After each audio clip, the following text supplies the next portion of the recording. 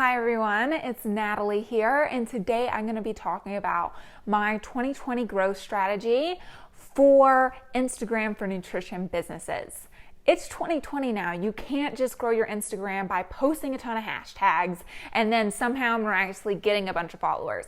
Instagram just doesn't work that way anymore. It's no longer 2017 where you can do something like that, and that's an adequate strategy. All right. But if you know how to use Instagram strategically, then you can have a smaller following.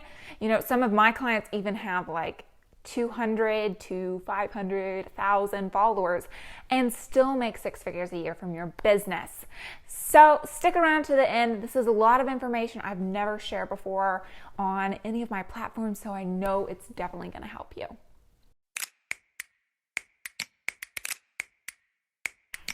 Before we get into this video today, I am excited to announce that the free one-to-one consult with me about the Grow Your Impact program has a couple spots that have opened up. So if you are interested in that, or you want to know more information about what that would entail, stick around to the end and I'm gonna go more in depth and have a full announcement there. So let's go ahead and get started. And first things first, I wanna clarify what I mean by growth. Because for me, growth, what matters most is how many clients you're getting, how many program sales you're making. Let's say you have an online program. How many sales are you making of that?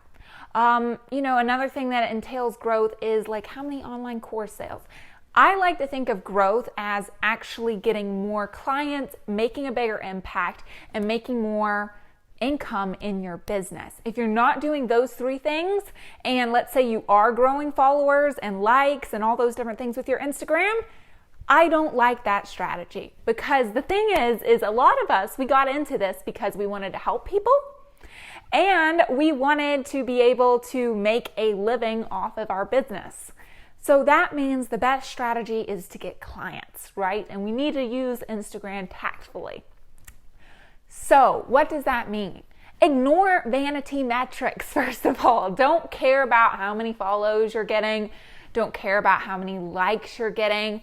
I've even found with myself personally, I have some posts where my engagement is kind of crappy on the post, but then on the back end of things, I actually had a bunch of people reach out to me because of that post. And that's the type of growth that you want to see, especially when we're trying to make the most of what we have. So what I want you to think about with growth is that sometimes it's not visible to everyone. It might not look like you're growing, but you should know you're growing by the amount of clients that you have reaching out to you, or potential clients reaching out to you, and that sort of thing. A great example of this is actually one of my clients, Allie Wells. So she just had her biggest month ever. She made close to 10,000 pounds in April. All right, that is essentially what she made. I think it was 9,850 pounds to be exact, right? She's from the UK, but she only has 302 followers. So what's the secret here? That's exactly what I'm going to be talking about in this video, and I'm going to show you the different tactics that I recommend. So behind the scenes, you can be making a lot from just a small following and get a lot of clients, even when you have just a tiny following.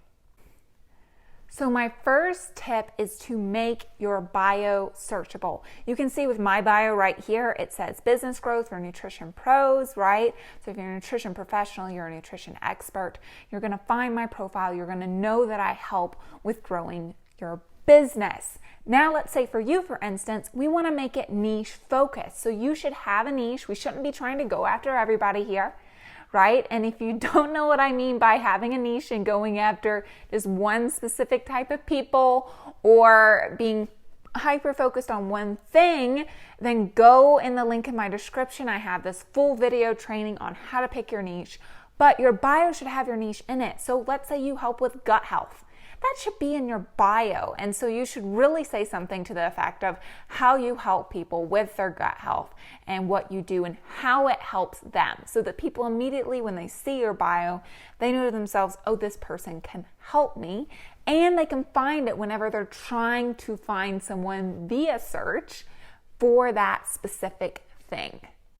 The next thing that I want to talk about is how to use hashtags properly. A lot of us think that we just need to compile a list of like 30 hashtags, and there needs to be like dietitian approved or holistic nutrition or, holistic nutrition coach or something like that to that effect. And then we think that somehow ideal clients will find us.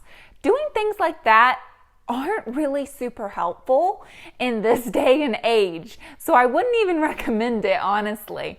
Instead, what I'd recommend is using hashtags to actually find ideal clients. One of the biggest things I always talk about is it's super important to actually develop relationships with your existing following and other ideal clients that are on Instagram. And if you aren't doing this, this is probably why you're not getting clients. Like, let's say you've got a great bio. Let's say you're putting out great content. Let's say you're doing all the things I recommend, but you're not getting any clients. It's probably because you have this missing piece.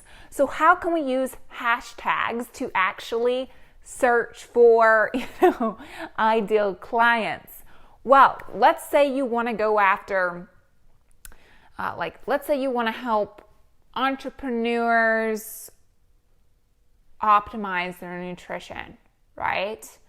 So you're going to want to look for hashtags that talk about different things like that, like optimization or biohacking or different like keywords that they would use and put as hashtags so that you can actually find them and then strike up conversations with them. It's the same with, let's say you want to go after people with, you want to help, let's see here, busy professionals. Looking up different hashtags that those busy professionals use themselves is a great way to find those people and actually interact with them. And so instead of using hashtags for those people to find you, the best thing to do is really use hashtags to find ideal clients and really interact with them, whether that's in the comments, whether that's sending them a direct message. And they should be conversational, right? We're not spamming people. If you're spamming people, that's not a good thing. We want it to be conversational and we want to build relationships with people. And so that's one of the best tips that I have for using hashtags in actually a reverse way than a lot of people think of how to use them. Now, you really want to be using your feed posts, and that's what I consider, these are feed posts, right, everybody? You want to use these in a valuable way. We don't want to be posting here every single day. We don't want to be posting here every single hour. None of those things are necessary. So stop doing that and instead use it to be highly valuable content. For instance, a lot of things that I post are either, it's either a training video, maybe it's like a mini training kind of blog, maybe it's something that I'm talking about like the current situation of what people are facing versus where they want to be. And so I use these posts strategically rather than posting them all the time.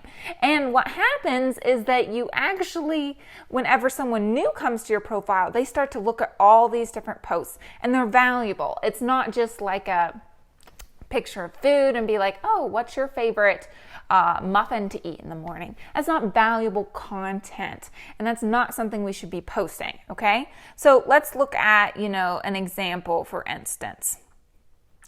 Let's see here. Which one should I pick, everybody? Let's see here. Okay, so this one was for people who have trouble with procrastinating or perfectionism. And so it's actually a piece of valuable content and you learn something from this. And I have a call to action to actually get people to check out the link in my bio, and I was actually promoting my own services. Doing things like this, you might think, oh, I don't even read long posts. A lot of people do when they're interested in buying, and that's why longer posts rather than a very short caption is actually better. Because the thing is we're trying to get clients, not just engagement, and that's the difference and the shift. Another thing to keep in mind with the different posts that you post in your feed is that you want to have your first sentence be a hook. If you're not hooking people and instead what you're doing is like, oh, my favorite thing in the morning is to go running, it It's not going to get people when they're in their, just homepage scrolling to stop, stare. Hey, I want to click on the more button. I want to read what else this post says. So one thing you really want to do is think about what that first sentence says, and is it going to hook your ideal client? So I have like how to start your online nutrition business with little to no money. If someone's interested in that, they're going to click on the more button. Let's say down here, this one I've got all the way open, okay. This one's about make your nutrition business stand out online. Right here's some of my videos. Or here's another one. Sick of hearing that you just need to grow your following more, and then you'll be able to get clients for your online nutrition business. So this is something to really think about, is how can I use that first 1 to 2 sentences to hook people so that they want to keep reading, and so that eventually what they'll do is, if we have a call to action where we're like, hey, schedule a call with me or something like that, the person may do so, right? So this is something to think about too, is how can we use that first sentence to actually get people to stop and read. So what about photos? I actually don't recommend doing professional photo shoots. One, because I think most people actually want to connect with real people. And a lot of times when we do those professional photo shoots, we tend to look very posed. We don't look very real. People can't really connect with us because there are people like that in real life. No. And I think that people are really, really seeking connection on Instagram rather than having more of a posed presence. Also, do I recommend posting a ton of pictures of food? No. Your Instagram is not a recipe book, everybody. I know I say this all the time, but I think it's important to repeat. If you're getting a ton of likes on, let's say, food pictures, but you're not getting clients, this is another thing. Yes, recipes are great. Should we always post recipes? No, because people actually want to connect with you as an individual. And that's why I think doing more real photos, having someone just take them for you, and maybe take several photos of you so that you get kind of like candid looking photos are much better than professional shots or always just a bunch of food pictures. The next thing we really want to use is Instagram stories, right? I have a full video on how to use Instagram stories for your online nutrition business. So if you haven't checked out that video, go below in the description. It's awesome. Go check that out, right? But I do want to touch briefly on that here as well. So first of all, there's different ways that we can interact with people via stories, right? I definitely recommend doing maybe, polls to engage with people, find out what type of content they want, right? For those higher content value posts that you do in the feed, we can interact with people, like see what they actually want and that side of things. Another thing that we can do is actually talk about testimonials, right? Here's some examples of some testimonials that I have. What are some other things that I recommend? Actually, talking about an upcoming business event. Using this as a place to go behind the scenes in your business, to talk about events that are coming up, to, post just value for people, maybe a mini training, to post student results or client results. And that's how using Instagram stories is super, super effective. And we can use it in a very engaging way and get people to interact with us. And when we do things like that, that's kind of how we can build it, and it grows with time, right? I even have posts just about my daily life, right? Here's my favorite tea. Is that business related? No. Or maybe it is. Maybe tea is my secret to success. No, just kidding, everybody. But anyway, that's another important element. Not a lot of people use stories very well at all. And sometimes what they do is they essentially just use it to repost other people's content rather than positioning themselves as an authority and essentially positioning themselves as the solution to maybe what their niche is facing. And that's how we can use it effectively to actually sell and talk about what we offer and everything like that. And if you aren't doing that, that's also another reason why you're probably not getting clients. People don't even know what you offer, and that's problematic, right? So use stories in an effective manner as well. Use them so that they're engaging, and make content that's valuable for your ideal client. So if you like this video, be sure to like the video, comment below, share it with a friend, hit that notification bell, and subscribe, because I put out new videos just like this one every single Friday. All right? Also, go follow me on Instagram, because I put out regular tips out on there. So if you're not following me on Instagram, you're really, really missing out on a ton of different other valuable information that I put out on there as well.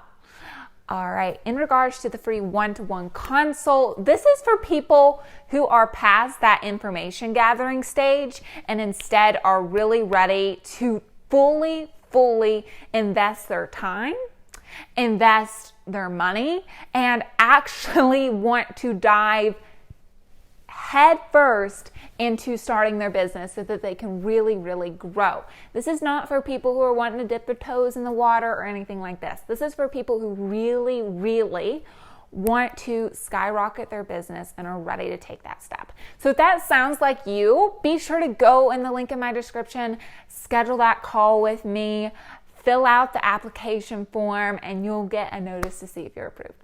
All right, everybody, I hope you have a great rest of your day, and I'll see you next Friday.